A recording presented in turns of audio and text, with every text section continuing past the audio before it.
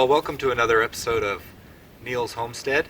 Today I'm going to be repairing a piece of machinery that's broken. A lot of repairs have to happen on a farm. Things break all the time and you can't afford to hire them to be fixed. You have to do it yourself. Having a wide variety of skills really helps, and it's something that you have to develop.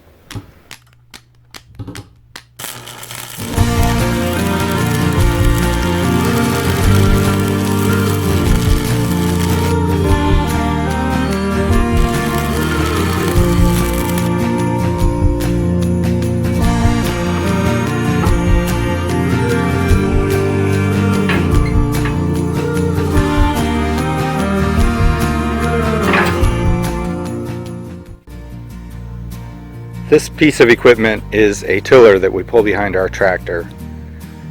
It does a really good job of getting the dirt broken up finely so that we can lay plastic on it and grow vegetables in it.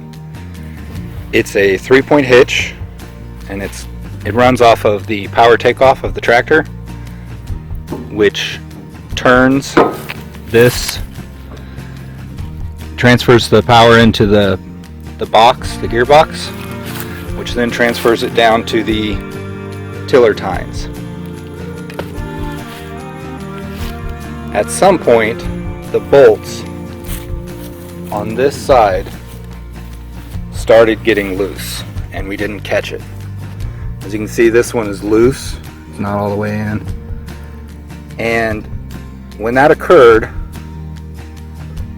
it started getting loose and moving more and more, which worked this one loose.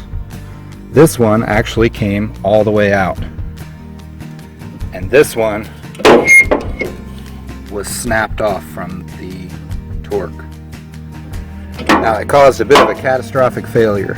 Snapped an ear off here, snapped this ear off here. This bolt is still solidly in the hole, and then broke off over here. So in order to repair this, I have a couple steps that I have to go through. First, I need to get these bolts out. Probably this one and the one down here won't be too hard. This one's already gone, no problem. This one, however, is broken on flush with the hole. That can be really difficult to get out sometimes. So I'll have to weld a nut on top, is my plan, and then see if I can get a wrench on it and take it out.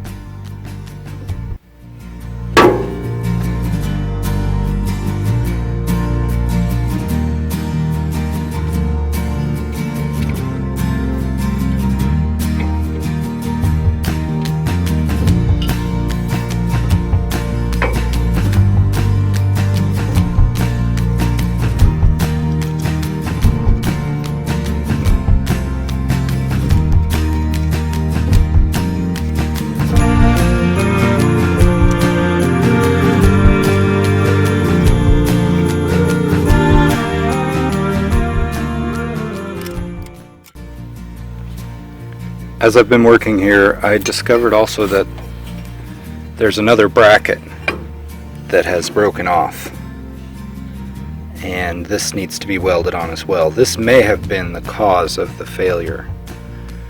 The bolt holes here are very wallowed out.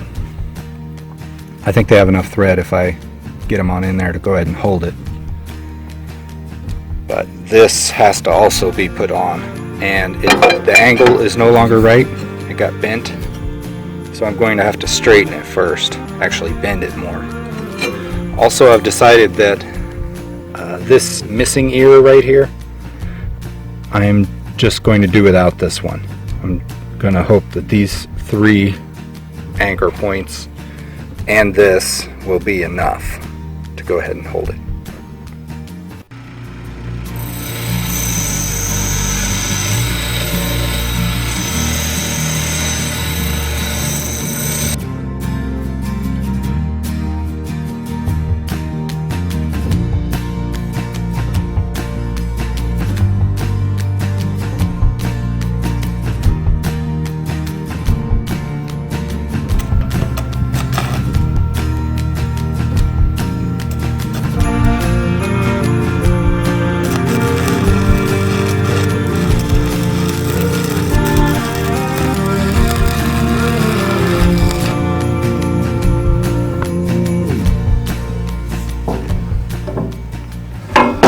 don't think I'm gonna get this bolt out of the hole.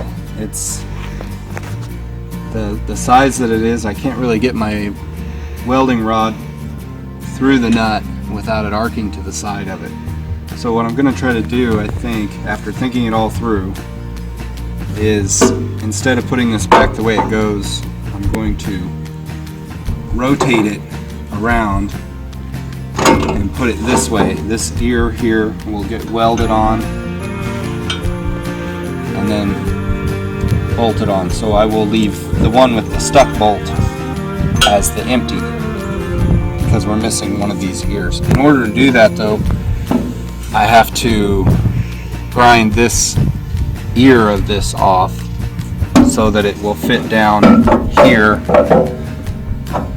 in the proper length, so that I can get it square against this and then weld it over here. So I'll grind this off and then get everything matched up, weld this all together, and then I'll weld this in back here and hopefully put some bracing on it. I think that might be my best options at this point. So I'll go to the grinder and start on that.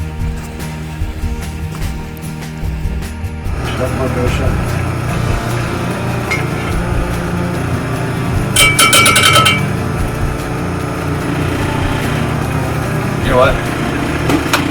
I'm not gonna grind. I changed my mind on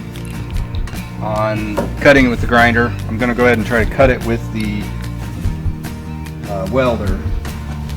I've got some heavier gauge welding rods, and I'll turn the power way up, and it should allow me to cut through that.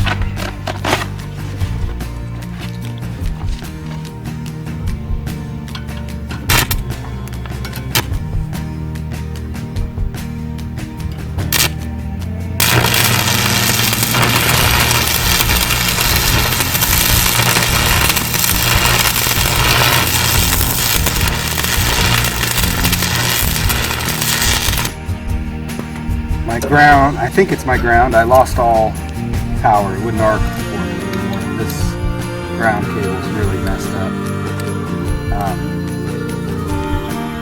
So I'm trying to see if I can get it to connect again. That's the problem. We really got to get this fixed, because the spring's almost here and we need to till our ground to put our plastic down.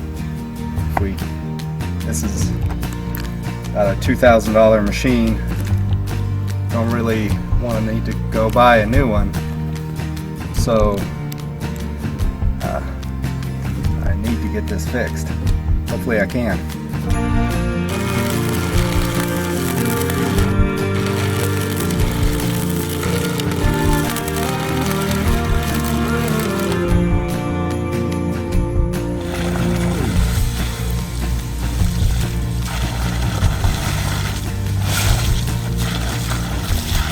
Cool it off so I can grind it.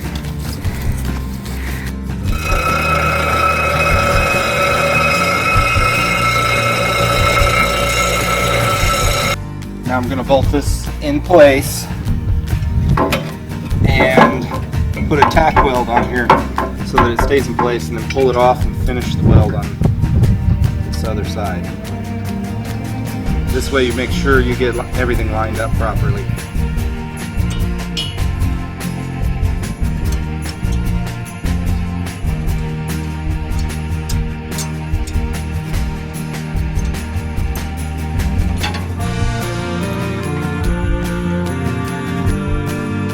This welder is about 55 years old now, and it definitely is the worst for the wear. It still works. As far as the welding, the cable is really bad shape. I don't know if you can see this, but both cables just have cracks all over them. I have to be real careful where I run them, not to let them touch each other, not to touch them myself. I actually have a new welder that I got at a garage sale. The only thing is the plug on it is different than this one. So I either need to put a new cable on that one, or I need to get a new plug and hook it up to our 220 outlet. So I need to do that one of these days so I can retire this one.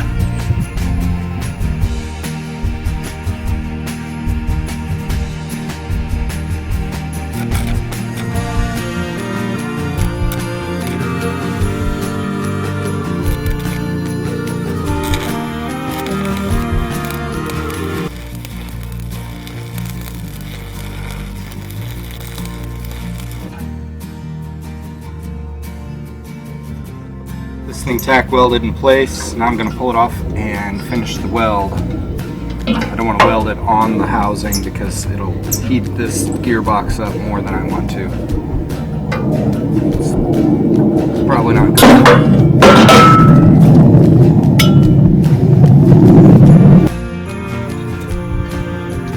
So my plan here is that I'm going to weld across the bottom with a regular weld, and then I'm going to get a piece of angle iron, cut it to length, and set it across here and weld it here and here.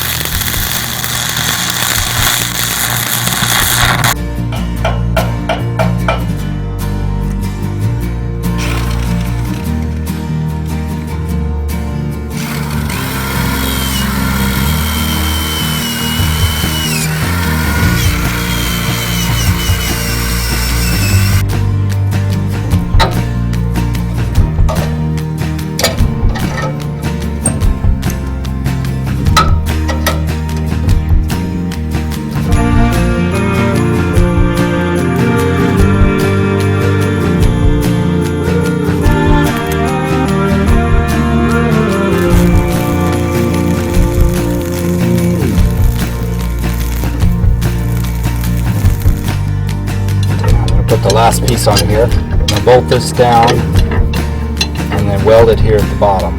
I'll bolt it so it's in place so it doesn't move on me, and then get the welds going.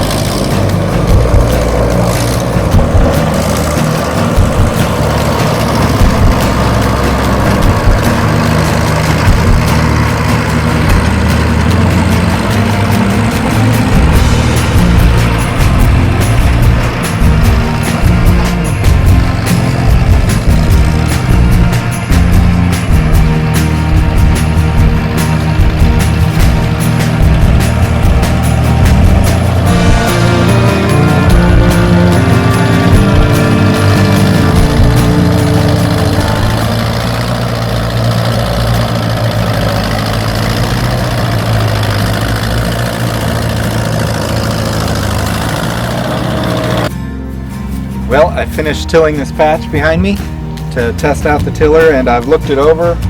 I don't see any cracks developing. It looks like it's going to hold. Hopefully it will. As you probably saw through this video, a lot of times you enter into a repair job or something with one idea of how it's going to go, and you have to change it around. That's just the way things go on a homestead. You have to be flexible. You have to be willing to take a different path than what you planned and figure out what works. Thank you for watching. Hope you've enjoyed it. Please subscribe, like our video, and leave a comment below.